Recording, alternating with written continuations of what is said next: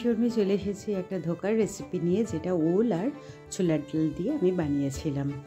দেখি কীরকম করে বানিয়েছিলাম। প্রথমে আমি ওলগুলোকে ভালো করে কেটে ধুয়ে পরিষ্কার করে সেদ্ধ করে নিয়েছিলাম।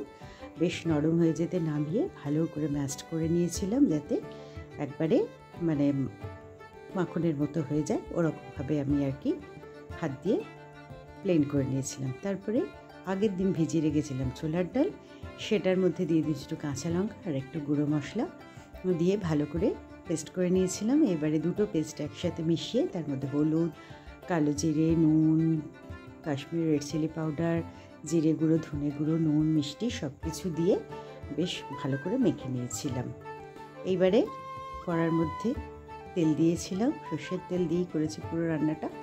তার মধ্যে দিয়ে দিয়েছিলাম একটু আদা কুচি, দিয়ে পুরো মিশ্রণটাকে ঢেলে দিয়ে ভালো করে ভেজে নিয়েছিলাম। নিয়ে একটা তার মধ্যে আমি দিয়ে দিয়েছিলাম হচ্ছে ভাজা মশলার গুঁড়ো, যেটা আর কি জিরে আর শুকনো লঙ্কা গুঁড়ো ভেজে গুঁড়ো করা।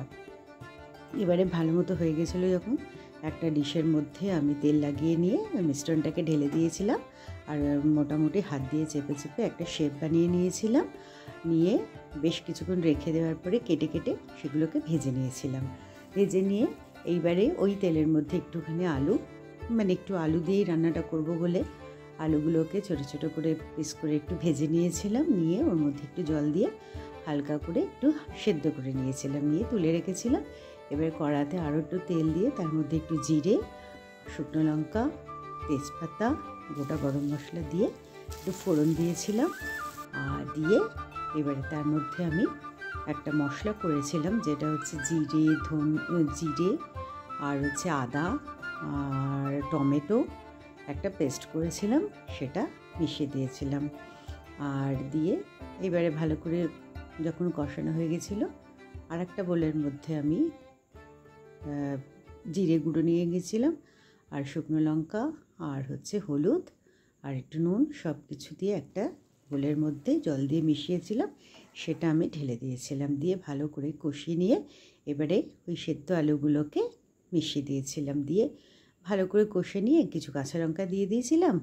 দিয়ে এবারে একটু জল ঢেলে একটু সেদ্ধ হয়ে গেল, মানে বেশ ভালো গ্রেভি হয়ে যেতে ওপর থেকে বড়াগুলো দিয়ে দিয়েছিলাম, ওই ধোকাগুলো দিয়ে এবারে ঘি আর গরম মশলা দিয়ে নামিয়ে নিয়েছিলাম। অপূর্ব খেতে হয়েছিল।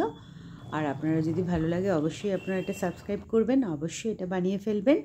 একটু অন্যরকমও হবে আর বেশ ভালোই টেস্টি হয়েছিল।